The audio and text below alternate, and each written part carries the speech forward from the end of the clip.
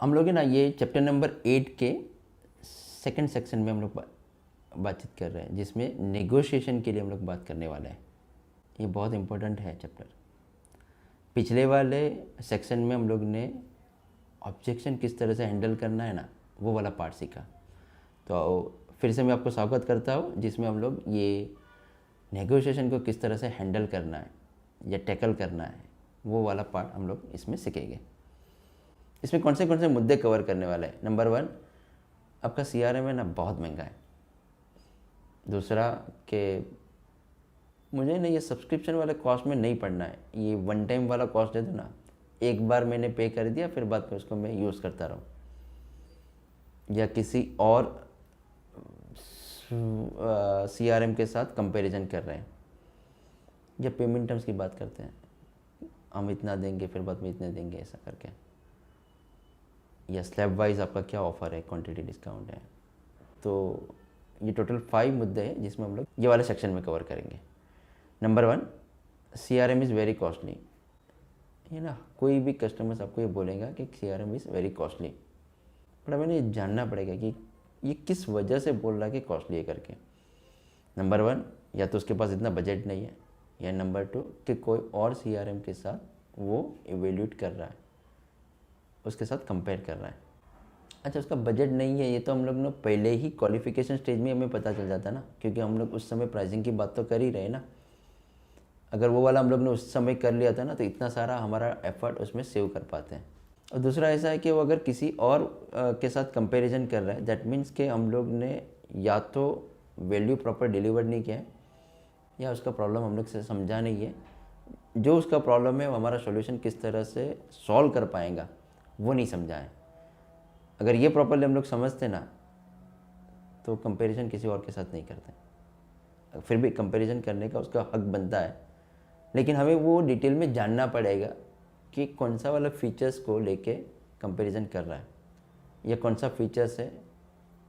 तो हम उसको मदद करेंगे कि सर हमें आपका कोई भी CRM के साथ आप कंपेयर कर रहे हैं ना, अब मुझे नाम दीजिए, मैं आपको बताऊंगा कि आपका जो प्रॉब्लम है ना उसमें सॉल्व हो पाए कि नहीं हो पा रहा करके। मैं खुद सजेस्ट करूंगा कि आपको उसके साथ जाना चाहिए कि नहीं जाना चाहिए करके। और बहुत बार हम लोग ने किया हुआ है और वो सक्सेसफुली होता है। और अगर वहाँ पे हम लोग को बताया कि उसका ये प्रॉब्लम सॉल्व नहीं हो पाएगा, क्योंकि हम लोग तो इतने सालों से CRM कर रहे हैं ना, तो हमें तो सारा स्ट्रेंथ और वीकनेस पता है। तो अगर वो शेयर कर पाएंगे तो हम आपको उसमें मदद कर पाएंगे, और फिर भी ये कस्टमर्स की चॉइस है। दूसरा सेक्शन ऐसा आता है कि हमें ना ये सब्सक्रिप्शन वाले मोड में नहीं जाना है करके, ये वन टाइम दे दो ना करके। ये ना 1990s में ऐसा होता था कि सॉफ्टवेयर आपको दे दिया, और वो सॉफ्टवेयर कैसा होता है ना कि सर्वर पे इंस्टॉल करो या तो हर एक मशीन में इंस्टॉल करो, तब जाके चलता था। तो उसका वो वन टाइम कॉस्ट ले लिया। उस समय ऐसा था ना कि उसके जो अपडेट है या अपग्रेड्स है वो बहुत रेयर होते थे, 2 साल में एक बार, या कभी कभी तो 3-3, 4-4 साल या भी निकल जाते हैं, फिर भी उसका अपडेट और अपग्रेड नहीं आते हैं। लेकिन अब देखा जाए तो जिस तरह से बिजनेस टेक्नोलॉजी के ऊपर डिपेंडेंट है, अगर वो टेक्नोलॉजी अपने सॉफ्टवेयर में नहीं लेके आएंगे तो बिजनेस में कहीं ना कहीं उसको असर पड़ेगी, क्योंकि वो टेक्नोलॉजी के ऊपर डिपेंडेंट है। तो अगर हम लोग फ्रिक्वेंटली अपडेट नहीं देते रहेंगे या अपग्रेड नहीं देते रहेंगे, तो कस्टमर्स को उसका टेक्नोलॉजी का फ़ायदा नहीं हो पाएगा। अच्छा, ये अपडेट और अपग्रेड कैसे कर पाएंगे? हमें भी तो डेवलपमेंट टीम को पे करना रहेगा ना, जो डेवलपमेंट टीम कंटिन्यूस डेवलपमेंट करती रहेंगी। तो अगर वो डेवलपमेंट को हम लोग पे करते रहेंगे तो सॉफ्टवेयर उस तरह से नई नई टेक्नोलॉजीज़ को अडॉप्ट करता रहेगा, नई नई टेक्नोलॉजीज़ के ऊपर वो चलता रहेगा करके, जिसको बिजनेस के ऊपर फ़ायदा होगा। पहले हम लोग भी ना ये CRM वन टाइम कॉस्ट में देते थे 2018 तक। फिर बाद में हम लोग ने सोचा कि ये नहीं, ये वाला मॉडल में ना हम लोग आगे ग्रोथ नहीं कर पाएंगे। अच्छा, उसमें ऐसा होता था कि भाई वन टाइम कॉस्ट दे देते थे हम लोग को, लेकिन उसको रेगुलरली उसको अपडेट देना रहता है, अपग्रेड देना रहता है, हमारे लिए बहुत चैलेंज था। इनफैक्ट कस्टमर्स को भी वो फ़ायदा नहीं होता था। ये CRM का वन टाइम कॉस्ट है ना, वो हर कस्टमर्स उसको अफोर्ड नहीं कर पाते हैं, क्योंकि उसका कॉस्ट ही इतना महंगा रहता है। तो इसलिए वो सब्सक्रिप्शन वाले मॉडल में दे दिया है, तो वो हर मंथ या हर साल उसको पे करता रहेगा, तो हर एक कस्टमर्स के लिए वो अफोर्डेबल हो गया। अब बहुत सारे लोग CRM को उसको यूज़ करने लग गए। पहले ऐसा था कि सॉफ्टवेयर खाली आइसोलेटेड था, सॉफ्टवेयर खाली एक सॉफ्टवेयर था, वो चलता था, किसी और सॉफ्टवेयर के साथ बातचीत नहीं करता था, इंटीग्रेशन नहीं थे उसमें, ठीक है, मोबाइल ऐप नहीं था। तो अब सारा का सारा इंटीग्रेटेड है, मोबाइल ऐप भी है, तो सारा जो है ना वो इंटीग्रेटेड है और कनेक्टेड है। तो अगर वो वन टाइम या एक बार आपने ले भी लिया ना, तो थोड़े साल तक आप चला पाएंगे, बाद में कहीं ना कहीं अपने को ये रुक जाएगा। तो बहुत बार हमारे पास ऐसे भी कस्टमर्स हैं जो खुद ने इन हाउस CRM इम्प्लीमेंट किया था और फिर बाद में उन लोग ने अपने साथ जुड़ गए, क्योंकि उसको कहीं ना कहीं अभी रुक गए उन लोग, क्योंकि आगे उन लोग ना तो वो अपडेट कर पा रहे हैं, ना तो उसके ऊपर डेवलपमेंट कर पा रहे हैं, जो उसके टेक्नोलॉजी जो उसके बिजनेस में मदद रूप होता है। सो बहुत सारे हमारे कस्टमर्स हैं जो पहले खुद ने डेवलप किया था या किसी और के पास डेवलप किया था वन टाइम इन्वेस्टमेंट करवा के, लेकिन उसको फिर बाद में चेंज करना पड़ा, उसको सब्सक्रिप्शन वाले मॉडल में जाना पड़ा, क्योंकि यहाँ पे रेगुलर अपडेट उसको मिलता रहता है। नेक्स्ट सेक्शन की बात करें जिसमें प्राइस कंपैरिजन होता है। अच्छा, प्राइस कंपैरिजन करने का हर एक कस्टमर्स का हक रहता है, वो करना भी चाहिए। तो ना मार्केट में 3 तरह के वेंडर्स रहते हैं। एक फ्री, जो ओपन सोर्स अवेलेबल है, जिसके पास बहुत सारा समय है या जिसके पास उसकी तरफ ही टीम है जो उसको डेवलप कर पाए, तो वैसे लोगों को फ्री और ओपन सोर्स में जाना चाहिए। दूसरा, अभी नया नया बिजनेस चालू किया है और उसको खाली कस्टमर्स चाहिए, वो कोई भी प्राइस में बिक पाएगा, 2, 3, 4 लोगों की टीम है, तो वो दूसरे तरफ के वेंडर्स हैं। तीसरा, जो एक्सपीरियंस CRM वेंडर्स है, ये 3 तरह के वेंडर्स अवेलेबल हैं।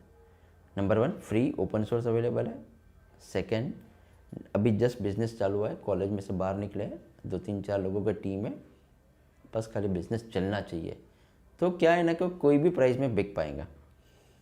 या थर्ड, एक्सपीरियंस CRM वेंडर है, बहुत सारे सालों से, बहुत सारे एस्टैब्लिश है, फिर भी वो प्राइस कंपैरिजन करता है ना। तो मैंने ऑलरेडी अगले वाले सेक्शन में ये बातचीत किया हुआ है कि हम अपने एग्जिस्टिंग कस्टमर्स का रेफरेंस देते हैं, नंबर देते हैं, मोबाइल नंबर, कॉन्टैक्ट नेम देते हैं, कस्टमर्स का नाम देते हैं, उसके सिटी में देते हैं या उसके इंडस्ट्रीज़ के रिलेटेड दे सकते हैं, या फिर बाद में उसको बोलते हैं कि जो कोई भी CRM का इवेल्यूट कर रहा है तो उसके भी 3 कस्टमर से बातचीत करके।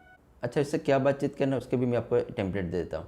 How is NJ CRM platform, CRM की एप्लीकेशन की बात करेंगे, टीम का सपोर्ट कैसा है, आपको किस तरह के चैलेंजेस आए और किस तरह से NJ की टीम ने सॉल्व किया, या NJ और NJ की पार्टनर की टीम ने किस तरह से मदद की वो सॉल्व करने के लिए। तो ये 4-5 सवाल है जो मेरे कस्टमर्स के साथ भी बातचीत कर सकते हैं या आपके वेंडर के कस्टमर्स के भी साथ से बातचीत कर सकते हैं। बहुत बार कस्टमर्स के साथ बोलते हैं ना कि जस्ट स्टार्ट तो करो, पेमेंट तो मैं दे दूंगा करके, तो ऐसा नहीं करना है। हमारा सब्सक्रिप्शन 100% एडवांस रहता है, ऑनबोर्डिंग और इम्प्लीमेंटेशन का चार्जेस रहता है। कस्टमर से बोलते हैं कि भाई ये हुआ ना, उसके बाद मैं इतना पेमेंट दूंगा, तो माइलस्टोन की बात करते हैं। या अच्छा, ये माइलस्टोन हम लोग मापे कैसे, फ्लो वाइज मापे या फील्ड वाइज मापे, क्योंकि बहुत बड़ा सब्जेक्ट है, वो किसी भी तरह से हम लोग उसको माप नहीं पाएंगे, उसको मेज़र नहीं कर पाएंगे। अगर इस तरह से करने गए तो कहीं ना कहीं हम लोग को प्रॉब्लम आ सकती है। तो माइलस्टोन वाइज पेमेंट ये एप्लीकेबल होगा जब लार्ज ऑर्डर होगा, बड़ा ऑर्डर होगा, तो उसमें बहुत सारा डिटेल में डॉक्यूमेंटेशन किया हो रहेगा, भाई इतना इतना स्टेप करेंगे तो इतना पेमेंट मिलेगा करके, तो उस समय हम लोग एक्सेप्ट कर सकते हैं। बट लेकिन अगर छोटे कस्टमर्स हैं जिसमें हम लोग को वन टाइम कॉस्ट देता है एक अमाउंट, उसमें किसी भी तरह से हम लोग उसको मेज़र नहीं कर पाएंगे। बहुत बार ऐसा होता है ना कि भाई कंप्लीट होने के बाद पेमेंट देंगे, बट ये किस तरह से हम लोग डिफाइन कर पाएंगे पेमेंट कंप्लीशन का। क्योंकि क्या होता है ना कि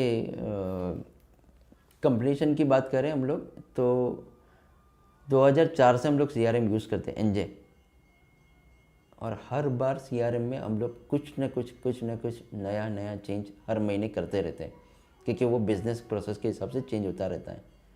तो ऐसा देखा जाए ना तो हर बार आप जब कस्टमर से पेमेंट मांगने की बातचीत करेंगे ना तो बोलेंगे नहीं नहीं ये तो 2-3 पॉइंट तो अभी बाकी है करके, अगर ये हो जाएंगे ना फिर बाद में दे दूंगा।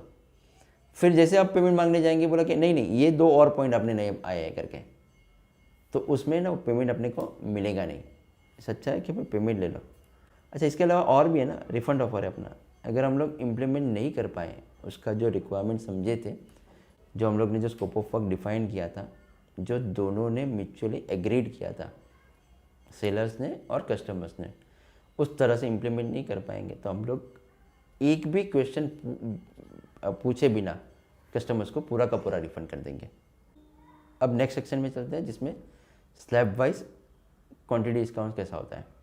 इसमें ना हर बार आपको एनजे की टीम से बातचीत करना है, नंबर 1। नंबर 2, अपना ना स्लैब वाइज प्राइसिंग है, 10 to 24 यूज़र्स, ये 25 to 49 यूज़र्स वाला, ये स्लैब वाइज प्राइसिंग है। तो स्लैब वाइज प्राइसिंग में जैसे कस्टमर ऐसा बोलता है कि हमें ना 100 यूज़र्स की रिक्वायरमेंट है या एक नंबर के एक्स नंबर की रिक्वायरमेंट है, लेकिन हम लोग ना अभी 20 यूज़र्स से स्टार्ट करते हैं, तो वो 100 यूज़र्स वाला स्लैब अभी करके दो ना। तो वैसा नहीं करना है अपने को। उसको ऐसा हम लोग कस्टमर से बातचीत करते हैं कि अभी है ना तो ये 20 यूज़र्स का पेमेंट कर, जो हमारा 20 यूज़र्स का स्लैब आता है, जिस दिन आपका 100 यूज़र्स हो जाएगा ना, उसी दिन मान लीजिए कि आपने 1 जनवरी को 20 यूज़र्स सब्सक्राइब किए और अप्रैल के 1 तारीख को आपके 100 यूज़र्स हो गए, तो ये 3 महीने का अमाउंट छोड़ के, जो 20 यूज़र्स का मैंने जो अमाउंट लिया था पूरे साल का, जो बाकी का 9 महीने जो बचे ना, वो 9 महीने को हम लोग को ये जो 20 यूज़र्स का जो कॉस्ट है, वो 100 यूज़र्स का जो स्लैब में जो प्राइस आता है ना, वो उस हिसाब से एडजस्ट करके उसमें बिलिंग में एडजस्ट कर देंगे। अब नेक्स्ट सेक्शन में जाएंगे जिसमें कस्टमर्स ने ऑर्डर क्लोज तो कर दिया, अब ये सक्सेसफुली इम्प्लीमेंट कैसे किया जाए, उसका पाथवे क्या रहेगा, तो नेक्स्ट सेक्शन में हम लोग मिलते हैं।